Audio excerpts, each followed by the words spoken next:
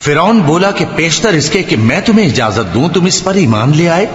بے شک یہ تمہارا بڑا یعنی استاد ہے جس نے تم کو جادو سکھایا ہے، سو میں تمہارے ہاتھ اور پاؤں مخالف سمت سے کٹوا دوں گا اور تم کو کھجوروں کے تنوں پر سولی چڑھوا دوں گا، اور تم کو معلوم ہوگا کہ ہم میں سے کس کا عذاب زیادہ سخت اور دیر تک رہنے والا ہے۔ انہوں نے کہا کہ جو دلائل ہمارے پاس آ گئے ہیں ان پر اور جس نے ہم کو پیدا کیا ہے اس پر ہم آپ کو ہرگز ترجیح نہیں دیں گے، تو آپ کو جو حکم دینا ہو دے دیجئے، اور آپ جو حکم دے سکتے ہیں وہ صرف اسی دنیا کی زندگی میں دے سکتے ہیں۔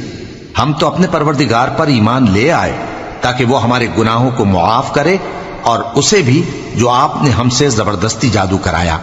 اور اللہ سب سے اچھا ہے